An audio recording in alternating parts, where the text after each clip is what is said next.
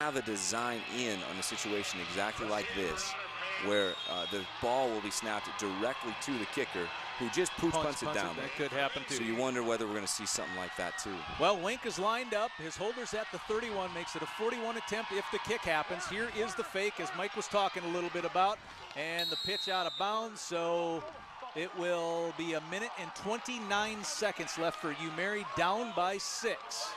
Having to go, what, 77, 76 yards or something like that. So this is the safe play.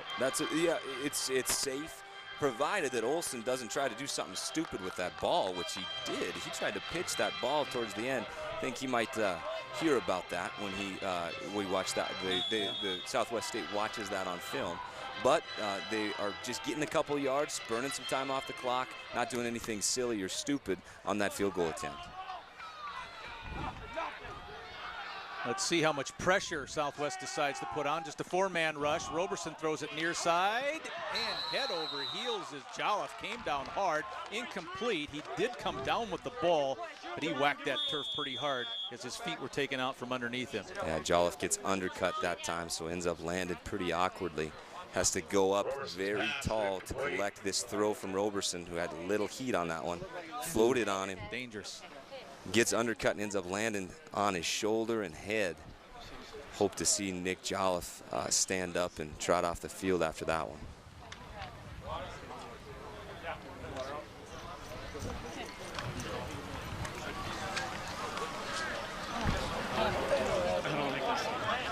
Rhonda Olsen talking with Jolliffe, the senior from Bismarck High. Be solid here, gentlemen. Here we go, D. 1 minute. We talked earlier in this game about how you go through concussion protocol. You know that's Rhonda's asking him some of those questions right now, I would guess. Well, that's a good sign as Nick Jolliffe just gets and sits up. It is one thing that's a great thing about Division II football, about the University of Mary, and of course Southwest Minnesota State as well, is the quality of medical staff that both teams have to be able to treat things, whether it's a concussion or anything that's on the field. Nice to know that these young men are taken care of well when the inevitable injuries happen in a game of football. So Jolliffe will take the slow walk back across.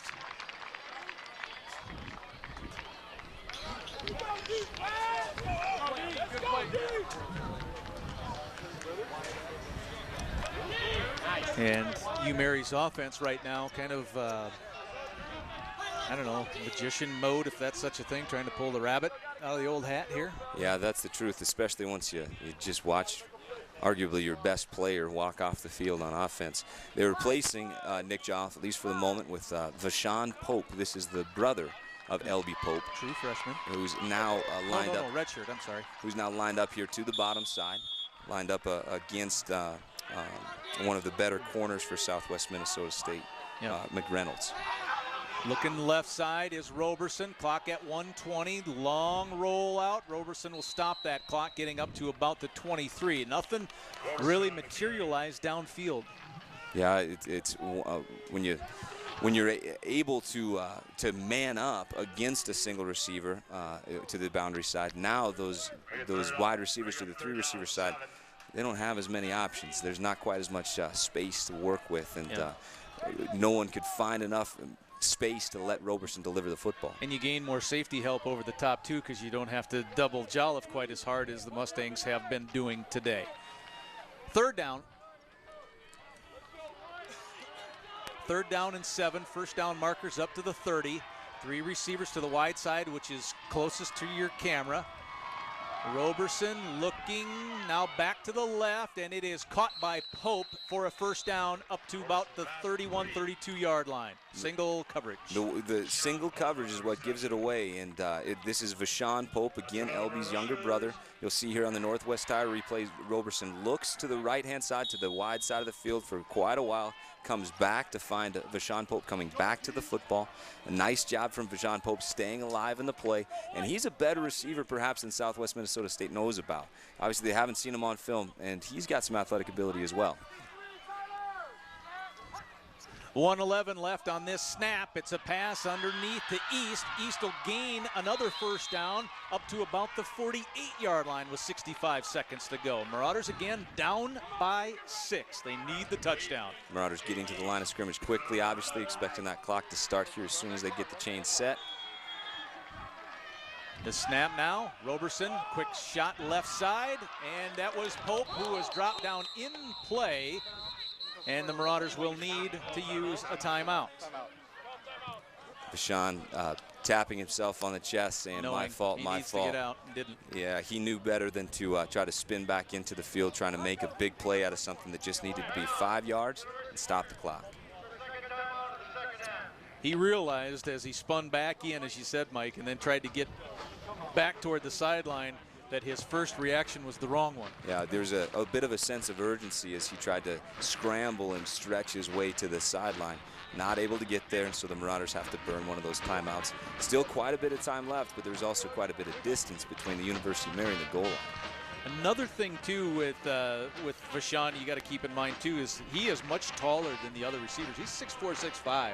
So somewhere, if you need to just do the old heave and hope or try to get a one-on-one downfield, he might be an option in that regard simply because of his physical stature. That's right, and we heard Coach Belmore say exactly that he does a nice job of maneuvering his body in the air, going up above people to catch the ball. And so the more risky Southwest Minnesota State wants to be in leaving McReynolds isolated on Vashon Pope, the more you're going to see Coach Belmore being attracted to that backside matchup. Sixth play of this drive, a drive that started with 1:40 on the clock. Roberson back over the middle, and this will be a first down. So this will stop the clock to move the chains. L.B. Pope with the catch up to about the 46. Mary only with one timeout left. And now it moves as the chains are set. Roberson looking on a slant. Incomplete. Tried to hit Vashon Pope. That's one of those where if you're the Marauders, you're almost happy you dropped it. Yep. Stop the clock, get it to 2nd and 10, calm down, get your huddle set up so that you can call the play you want here. 2nd and 10, 46-yard line, trying to go for the score and the win. I think you're spot on with that one, Mike. A reception there does the home team no good. Does make it 2nd down, though. Bring up 2nd down and 10 for the Marauders. And it will be from this part of the field difficult to get it deep. I mean, it is a 2-deep safety right now, maybe even back to a 3-deep, drop into a 3-deep. But Roberson will try to get it deep. He has some space with East, but he only got one hand on it.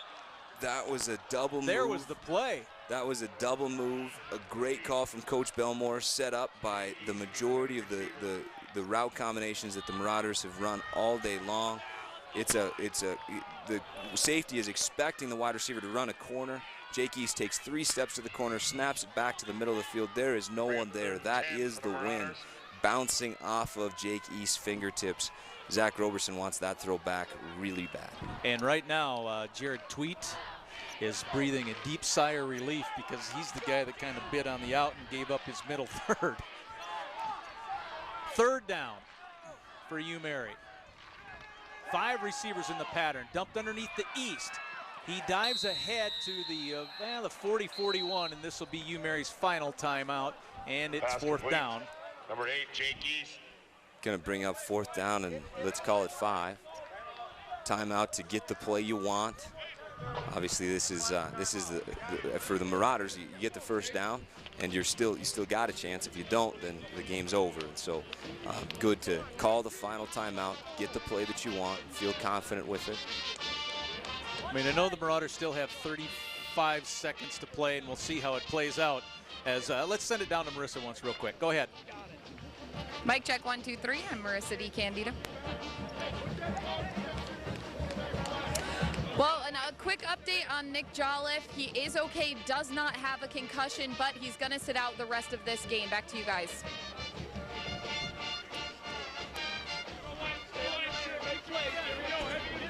All right, thank you very much, Marissa. That's good news on Jolliffe for sure. He went down fairly nasty a few plays ago, but there's 35 seconds left and 4th down.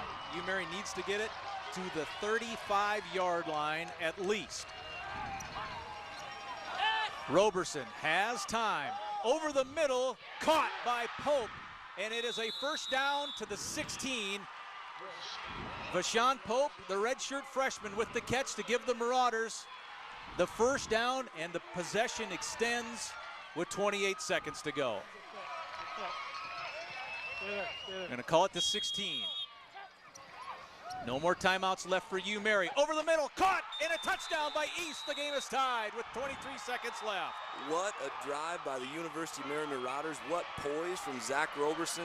He saw this coming. It was the first read that he had, and he saw it pre-snap, delivers a strike to Jake East, who does a tremendous job of hanging on to the football while getting hit very, very hard. Coach Belmore, terrific job of a couple of very difficult calls. And now we've got the swinging gate again. Roberson's in there. Your holder is on the sideline. Remember that. So this would be the backup holder, the quarterback Roberson, for the kicker, Brody Riggs. And we've seen the snap roll back on one occasion already. So not the obvious extra point that you would like to think. Kick is away. And the University of Mary has the lead with 23 seconds to go. I wish that I almost wish that I had John Madden's telestrator right now, Lee Timmerman, because the two plays that were designed, the one that Zach Roberson missed in the middle of the field on the double move, and then the one that extended on the fourth down play, Vashawn Pope's catch over the middle.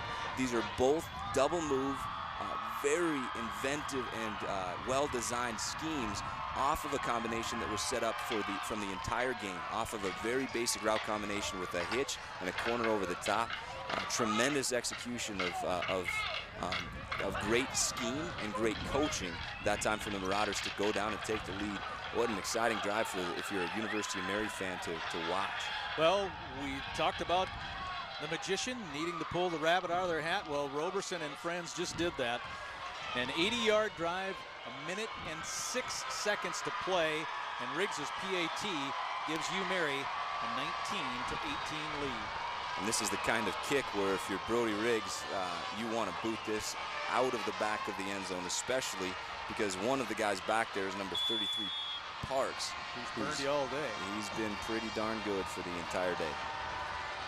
Riggs' last kickoff did go through the end zone. They're going to keep it away from him on the ground.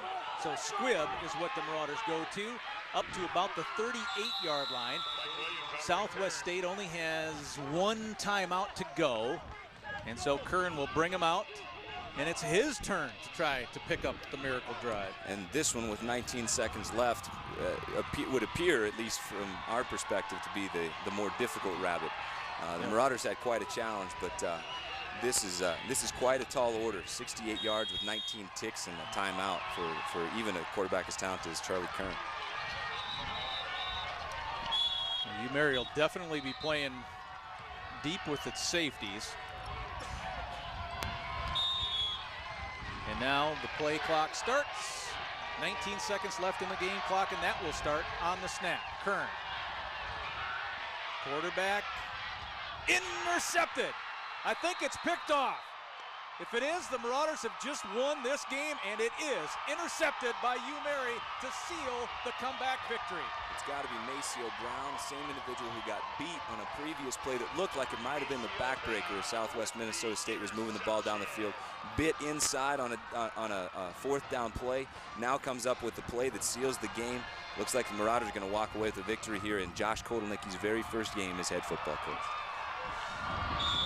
I tell you, both the coaches and coaching staffs have a lot of what-ifs on this game when they start breaking it down tomorrow, but it's a lot nicer to try and answer those what-ifs if you're the team that has the one more point.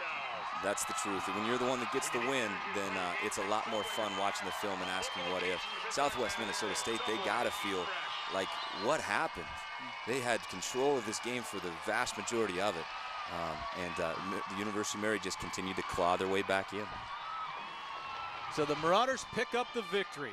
A 19-18 come from behind victory. This game, well, at one point was what, 15-3 after the safety. And Mary got the drive it needed. Roberson to East with 23 seconds left, and then the kick goes through as Mary picks up the win.